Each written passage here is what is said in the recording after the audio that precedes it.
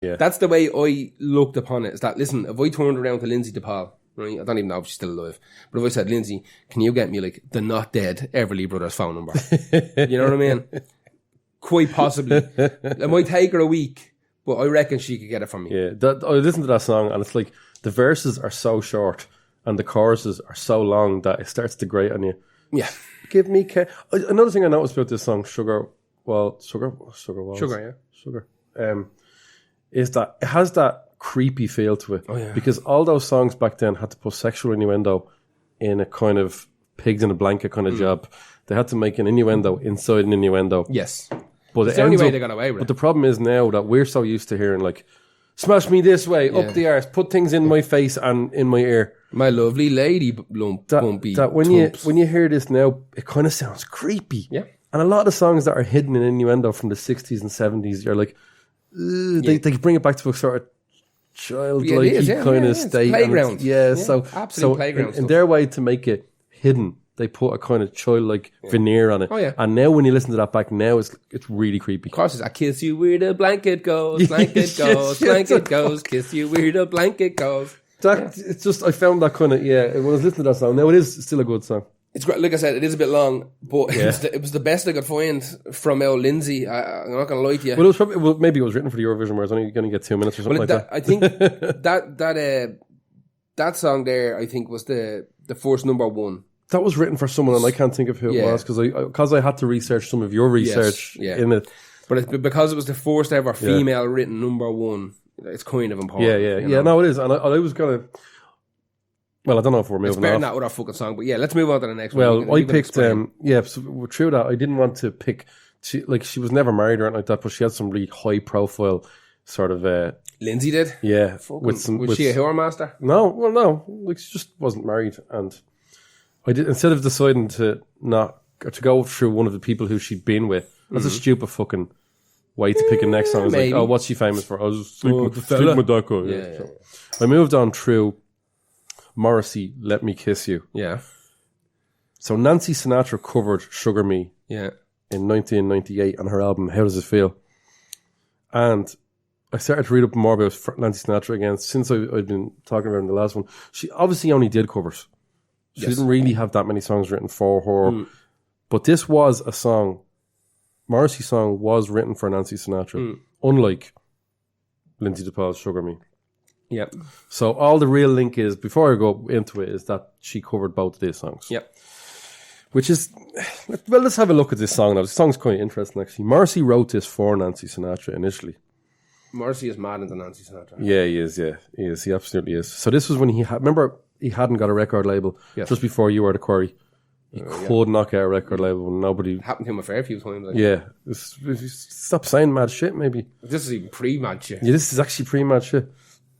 He wrote this song and then he gave it to her and she liked it. But what he decided to do was, in the meantime, I think he got a record label and went, I kind of want it now. Give me on, bang so what we'll do is we'll both release it on the same day. Weird.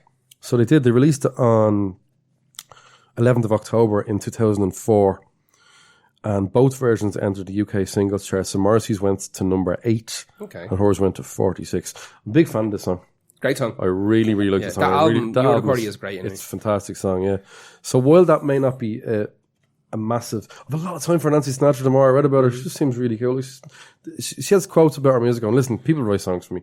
Some of them are hits, some of them don't turn out to be hits. I don't know whether it's me. Or I'll pump them out. Yeah, I'll pump them out anyway. Yeah. Seems very, very, very cool. Morrissey's gone a bit mad, hasn't he? Okay, do we have to talk about Morrissey again? No, we don't. I'm afraid. No, we don't. I'm afraid. Look at my second page and see if we have any more on this song. I don't think. That's all right. That's all I have on the list. That's my worst one. Yeah. Well, that's yet to be decided whether that's the worst one. I've got my connection to the next song. So I took Morrissey, Let Me Kiss You. Yeah. And I connected it to Cool Keith, 1212. I didn't even try to look at how you did this. Now, this was fucking easy. When I saw you put Morrissey in, I'm a piece of piss. I'm not as good as the other fella when it comes to Morrissey, but I'm solid enough. I'm alright. Yeah. So, here's what I done. I looked at that album first of all. I looked through the list of producers who was involved, and I went, you know what? That's not my favourite album by Morrissey. I said, I know a little bit more about my favourite album. My favourite album by him is called Years of Refusal. Yeah. Right? Which isn't even on Spotify, is it? I think it is now. Oh, is it? I think it is now. It is, yeah. So that's my favourite album because it sounds completely and utterly different to everything else. Yeah, it's mad. Now, the reason it sounds completely and utterly different to everything else is that he used a producer called Jerry Finn. His nickname is Hook, I think. Jerry Hook Finn. And the reason he used Jerry Finn was because Jerry was very famous. As in Huckleberry Finn? Yeah, like Huck. Huck Finn, right, yeah. So, the reason he was kind of famous and very much in the band is he had worked with bands like Green Day on Dookie and Rancid on Out Come the Wolves. Like, he was just... Oh, right, yeah. I can start to see how that makes sense. He was like the big pop punk, kind of punchy guitar tone kind of guy. And I think Moz wanted to make a fucking rock record. Yeah. Because every song on that, even Throw My Arms Around Paris and all that, like, even though it's kind of wishy-washy, fucking singy-songy, it still has meandering Morrissey. Yeah. It has loads of whack in it. So I think the way this album's recorded is most certainly my favourite recording of Morrissey. So I started looking at it.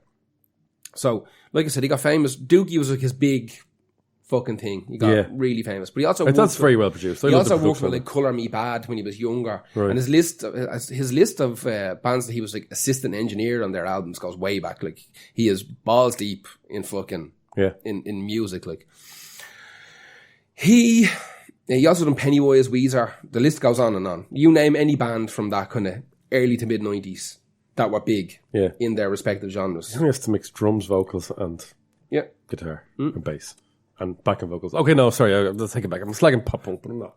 But I am, but I'm not. But like, it's just I don't think it's even about his technical ability. It's the fact that he was associated with albums that were fucking huge and were like reinvention albums. Do you know what I mean? So like Dookie, Dookie is not Green Day's first album. It's like their fucking third, I think. And but that's the one that made him big. Like, Rancid Out Come the Wolves is not their first album, but it's the one that made them big. Yeah. You could have told me Dookie was their first album, to be honest with you, or Out Come the Wolves, and I would have thought so. No, there's loads of... So he also had a bit of a golden touch. Absolutely. So he was taking bands that had been around for a little bit, but just weren't living up he didn't want to to take green bands into this. Some producers will not work with want brand new bands. Don't want it. No. Now, one of the bands that he worked with were Body Count. Body Count. He produced the second Body Count album, Born Dead. Born Dead. It's a great name for it. It is, and it suits it because it's shite. It's a fucking garbage album.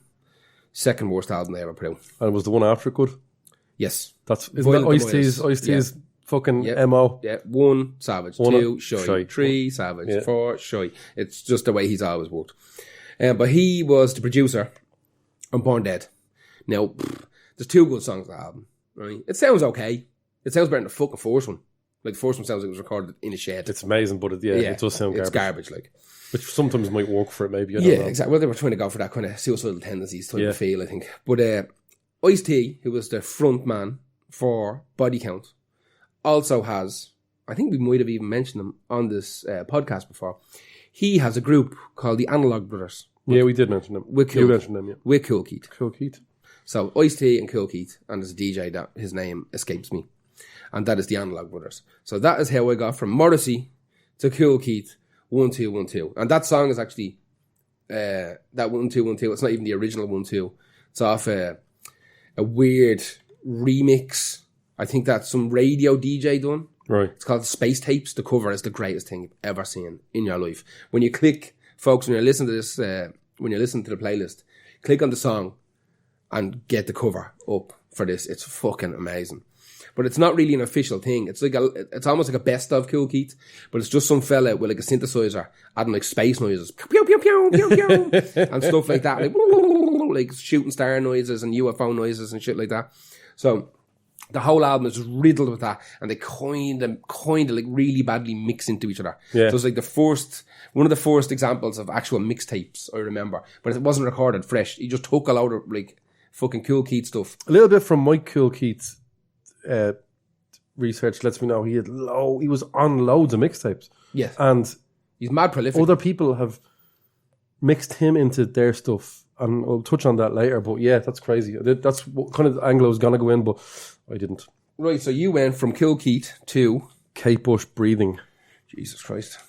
All right. Let's take an absolute swerve. Hammer left. We're going off the road here. I read some mad shit about Kate Bush. Really? Some absolute mad shit about Kate Bush this week. Yeah. What way? Like that she's the fucking, what her nickname was as a child and stuff like that. I know. I've watched a few documentaries. She was very musical as a kid, but I don't know. Much She was mad. She used to write, from what I know, she used to just write like mad, like garbage baby songs, right? Yeah, from like, a young age. like 10 of them a day. Yeah, like just pumping them out. But she was also like, she's apparently like mad into karate. Her brother was a karate instructor. Right. So, well, from the age of like being a fucking, like very, very young, she was trained in karate. And her nickname was EE, because she couldn't say Kia. And she had this mad squeaky voice, like mad little baby squeaky voice. So whenever she was doing her fucking katas, like, yeah, she was like, So everybody used to just call her, That was her nickname as a baby, was, because that was the noise that came over. Anyway. Karate. I also know a great, you ever heard the Kate Bush No, tell me. birthday party story? The Nick Cave band? No.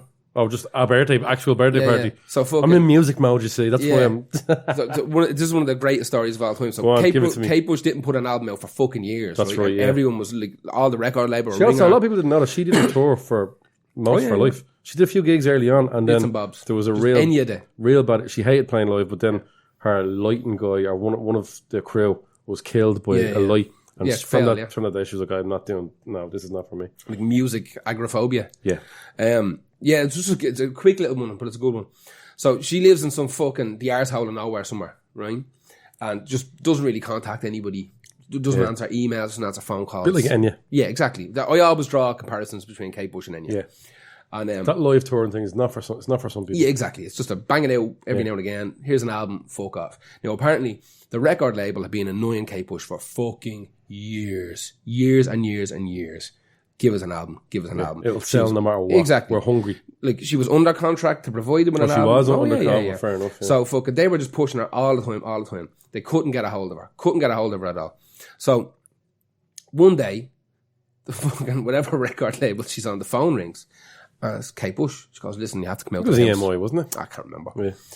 Phone rings, or she gets it. They get a letter, one of the other saying, listen, you have to come out to the house. Be out in the house next Friday at 4 o'clock in the afternoon. A very big fucking thing I want to talk to you about, you know. Yeah. Very, very important that you're out there.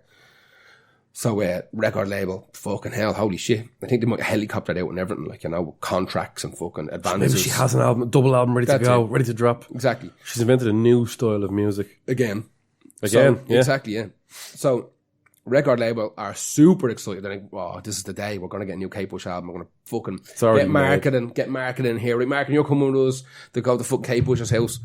Right, fucking, so marketing, we've got fucking advertising, we've got whatever, sound engineers, all the sleep of shit. Big horde of record executives and their minions out to Kate Bush's house, rubbing their hands together. Here we go. They walk in. And our butler, whoever the fuck it is, opens the doors to like the main living room, and it's full of balloons, and she's sitting there at a table with a cake in front of her. And they're like, Kate, what's going on? She's, it's my birthday. That's it. That's amazing. She just invited them to a birthday party. They thought they were getting a new album, and all they got was maybe, if they're lucky, a half a slice of Romantica each. That's it. A bit of fucking now half a Vienna and a Vietnamese whirl on the side. Yeah, she invited them out. They thought they were getting an album. I reckon was she fucking with them. But there was no one else. There was no one else there. It was only the record label. None of our friends or family were there. Jesus, that's so mad. Yeah, because she is mad. She's batshit mad. Yeah, in a way that really benefits the rest of the world. Quite possibly. Right, hit me with your how'd you get to where and who. Right, so let's start with the Kate Bush song. Mm-hmm. It's one of my favourite Kate Bush songs. I absolutely love this song. And it's about the fear of nuclear bombs or war and stuff like that. It even has a sample from one of the witnesses who saw a nuclear bomb explaining what it looks like from the human eye, like and stuff like that. And I love, there's a lot of references to nuclear war and just the fear around it in it. So, what the fuck does Kill Keith have to do with nuclear, I need to know this. Nuclear bombs. Well, I reckon he wishes he lived in one. Now, he did do an album with a guy called H-Bomb. Okay. Now, that's a hydrogen bomb. Yeah. It's not a nuclear bomb, so I couldn't put those links together. Yeah. So, the link is actually a US president. Really? So, two important things happened on October 7th, 1963. JFK ratified a treaty to stop the nuclear test ban treaty is what it's called. Yep. And it was also the day that Cool Keith was born. Ah, that's fucking manky. That was manky. Manky. No, it's not manky. That's It's fucking disgraceful. No. That's the most